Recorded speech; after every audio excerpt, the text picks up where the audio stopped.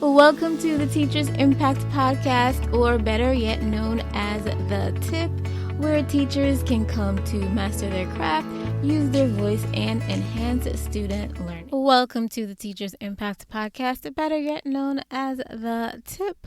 On this episode, we'll be talking about leading students to academic independence. Teaching first grade is a special time because students are learning to take care of themselves and others.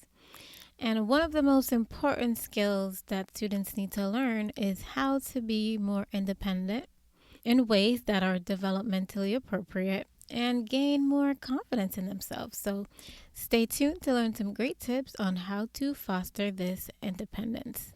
The first step is to create meaningful classroom jobs for your students. So this is a common practice in elementary schools, but I think as teachers, sometimes we forget that when we give jobs to our students, it's a teaching tool for them to learn responsibility and independence. For example, one of my classroom jobs is computer technician. Students with this job has to make sure that the task is complete from start to finish.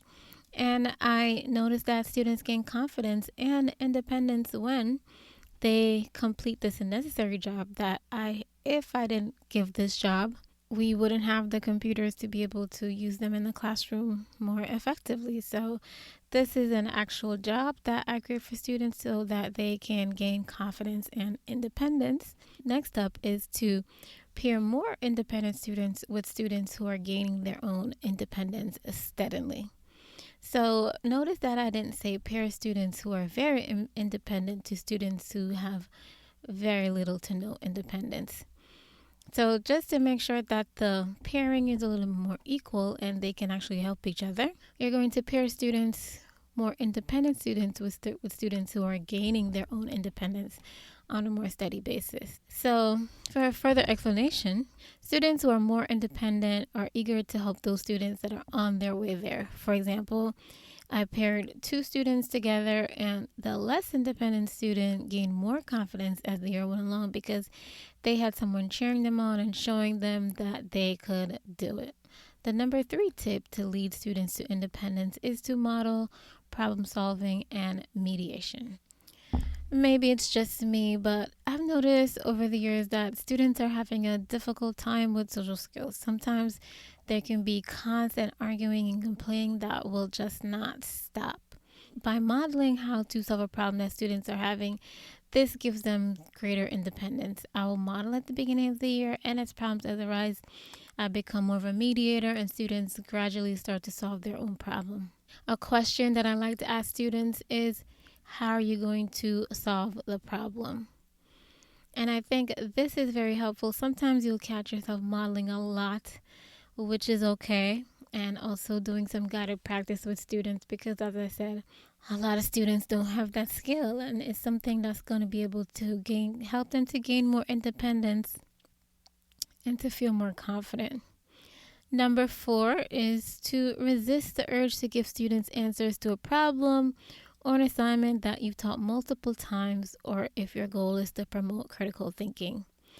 I have had to be really diligent about this because you want to help your students.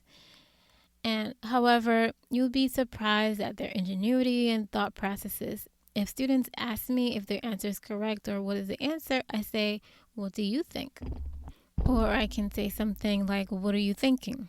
The 5th tip when leading students to independence is to give behavior-specific praise when you see students doing things independently. This strategy works because when one student gets praised for doing something independently, it creates a domino effect. Other students begin to try, and then you have most of your students gaining confidence to do things more independently. All right, so some key takeaways from this episode is to create meaningful classroom jobs, and remember that creating classroom jobs and having students do them is a teaching tool. Number 2, pair independent students with those gaining independence. Encourages collaboration, and it can boost the confidence of the less independent students and help them to progress faster. Number 3, model problem solving and mediation. We all know that social skills are so important for teachers. As a teacher, you can act as a mediator at first and gradually let students solve problems on their own. Number 4, promote critical thinking. And really try to resist the urge to give students answers and encourage them to think critically with questions such as, what do you think, or what are you thinking? Number 5 is to use behavior-specific praise. Behavior-specific praise would include praising them for when they're doing things independently. All right, thank you so much for listening. Don't forget to check out the website, teachersimpact.net. If you found this content helpful, please share, favorite, and rate on your favorite podcast app. It helps the show to grow, reach more teachers, and have an impact. Happy learning and growing.